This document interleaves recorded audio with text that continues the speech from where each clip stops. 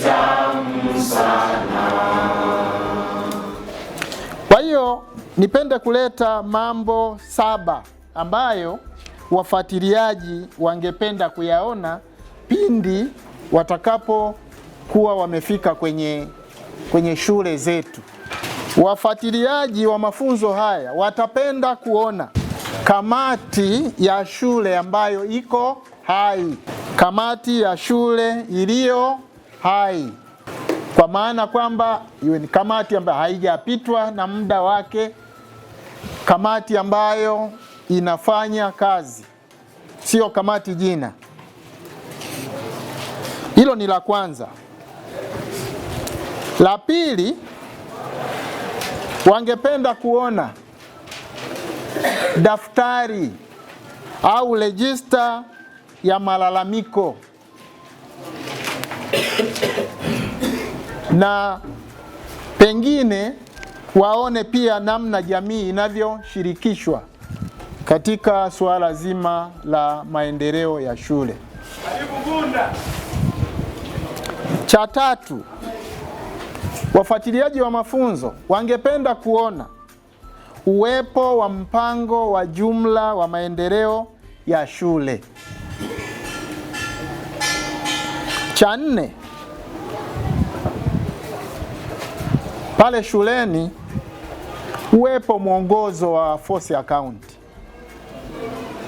Tena tunalo toleo jipya la mwaka jana 2025. Mwongozo huo uwepo shuleni. 5, uwepo wa kitabu cha kiongozi cha mwalimu mkuu. Na kwa bahati nzuri mchana huu wa leo, ndugu mgeni rasmi, washiriki wote kila mmoja amepata kopi ya kitabu cha kiongozi cha mwalimu mkuu. Lakini bado tunazo nakala laini za kiongozi cha mwalimu mkuu, kile kitabu kikubwa, lakini pia kuna kitabu kingine cha utawala bora katika mamlaka za serikali za mitaa. Utawala bora wa elimu katika mamlaka za serikali za mitaa. 6, uwepo wa taarifa zinazoonesha kuwa shule zinakaguliwa na wakaguzi wa fedha wa ndani. Taarifa hizo ziwepo. 7, wangependa kuona shule ina uongozi na utawala bora. Kwa hiyo kuna mambo kadhaa ambayo wanaweza wakaangalia. Kwa mfano, mgawanyo wa madaraka, uwazi wa fedha zinazopokelewa pale shuleni. Kwa mfano, taarifa za fedha ambazo zimebandikwa kwenye mbao za matangazo. Lakini pia wangependa kuona walimu na wanafunzi wanashirikishwa katika mambo mbalimbali ambayo yanayohusu uongozi, utawala na usimamizi wa elimu.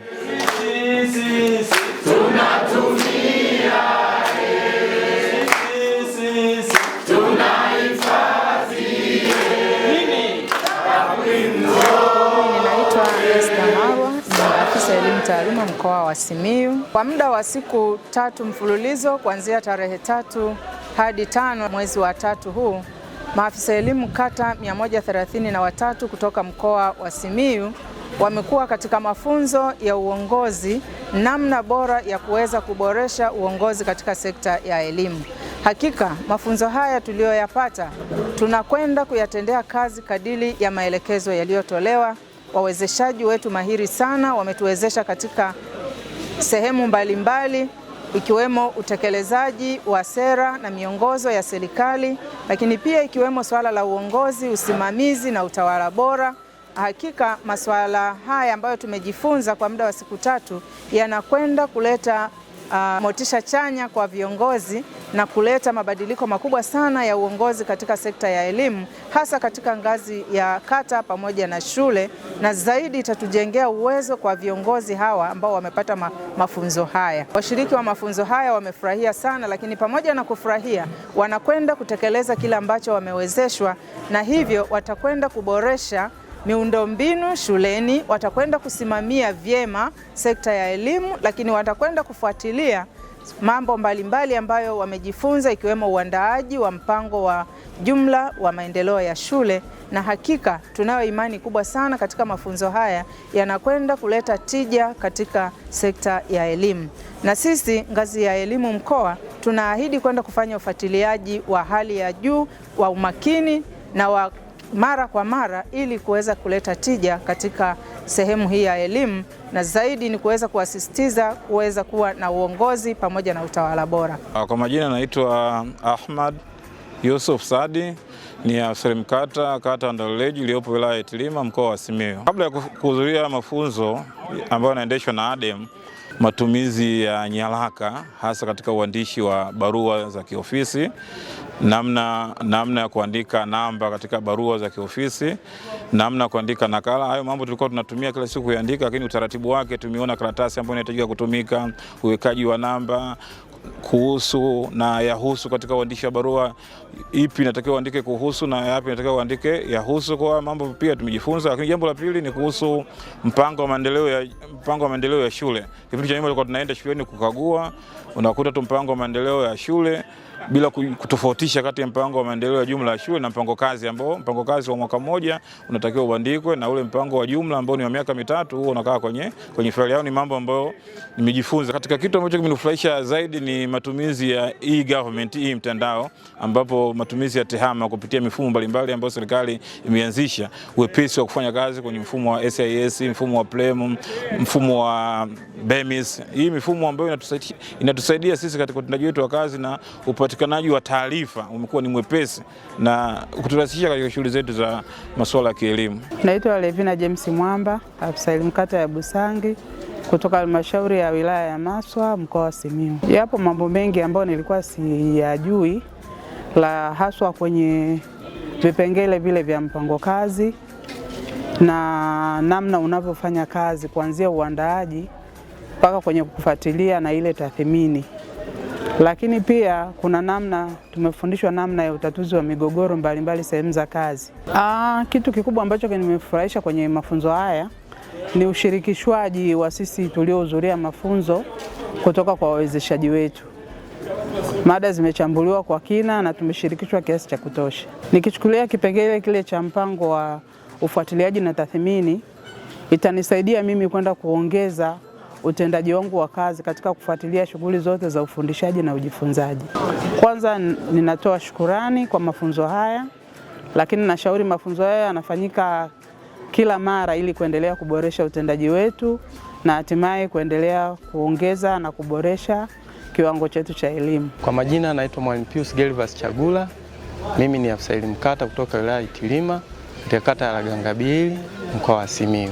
Kitu ambacho nilikuwa sikijui lakini kimenisaidia kujua katika mafunzo haya, cha kwanza kabisa ilikuwa ni namna ya kuandaa mpango kazi hasa kuhusiana na uboreshaji wa shule.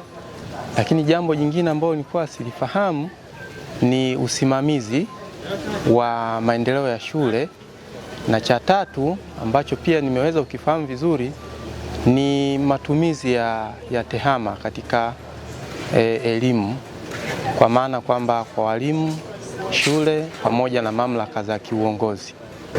Nimefurahishwa na vitu viwili.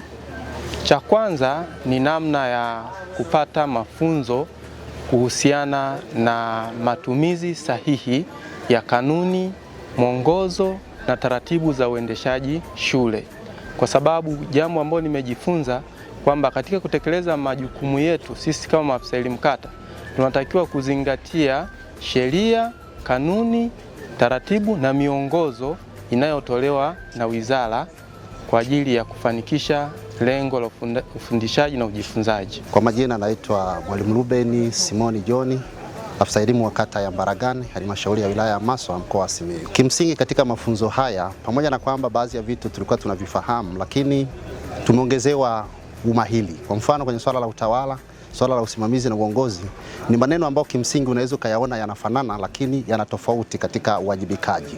Nimejifunza na kufarijika sana kwenye utofauti kati ya mtawala na msimamizi, lakini vile vile na kiongozi. Kimsingi utendaji wangu wa kazi utabadilika kwa maana ya usimamizi na katika uongozi kwa maana ya kuwaongoza wanafunzi katika kutekeleza majukumu yao.